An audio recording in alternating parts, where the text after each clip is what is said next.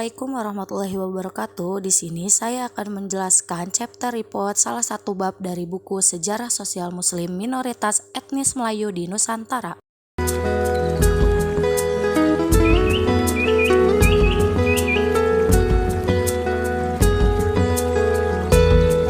Pada pembahasan kali ini kita akan membahas mengenai teori-teori masuknya Islam ke Nusantara. Berikut beberapa teori masuknya Islam ke Nusantara. Yang pertama ada teori India, yang kedua ada teori Arab Mekah, yang ketiga ada teori Arab Parsi, yang keempat ada teori Cina Indochina.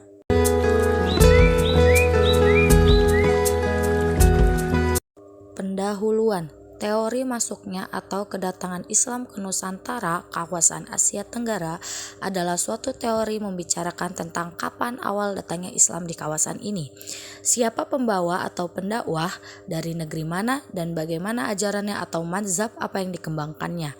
Sampai saat ini terdapat beberapa teori mengenai kedatangan Islam di kawasan Asia Tenggara. Masuk ke pembahasan yang pertama, yaitu teori India. Dibandingkan dengan teori lainnya, teori India memiliki pendukung yang cukup banyak. Namun di dalam teori ini pun terjadi perbedaan pendapat antara satu sejarawan dengan sejarawan yang lainnya. Mereka tidak sependapat mengenai asal wilayah kedatangan Islam di Asia Tenggara Nusantara.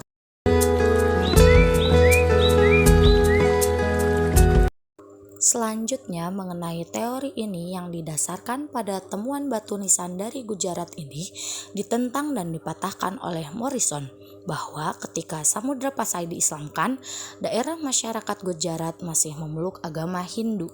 Teori ini juga yang diajukan oleh Snoeck-Hortgronje tersebut juga didasarkan pada catatan-catatan dari para pengembara atau para pelancong yang pernah melakukan perjalanan di kawasan Asia Tenggara atau Nusantara sekitar abad ke-13 dan abad ke-14 Masehi seperti Marco Polo dan Ibnu Battuta.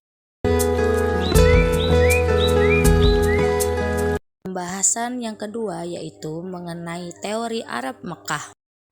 Teori ini menyatakan bahwa Islam telah datang ke Nusantara sejak abad pertama Hijriah atau pada abad ke-7 Masehi langsung dari kota Mekah. Menurut Wang Gungwu dan C.A. Majul, sejak para pedagang Arab memonopoli jalur perdagangan India dan Mesir, mereka selanjutnya menguasai perdagangan kawasan Nanhai atau Asia Tenggara.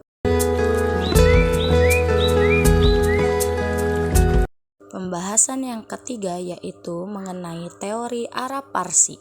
Teori Arab Parsi atau Persia menyatakan bahwa Islam datang ke Asia Tenggara berasal dari tanah Persia atau Iran sekarang, bermazhab Syiah dalam abad ke-13.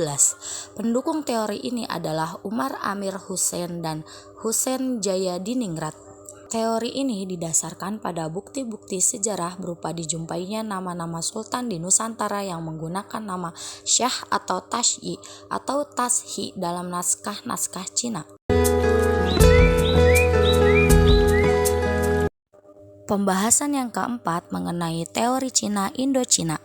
Teori ini menyatakan bahwa Islam disebarkan ke kawasan Nusantara berasal dari Cina dan Indochina. Bukti-bukti mengenai kedatangan Islam berasal dari Cina dapat kita rujuk pada peristiwa pemberontakan di Canton pada tahun 877 Masehi yang telah mengorbankan kira-kira 120.000 orang sampai 200.000 orang para pedagang Islam yang kebanyakan para pedagang Islam Arab dan Parsi.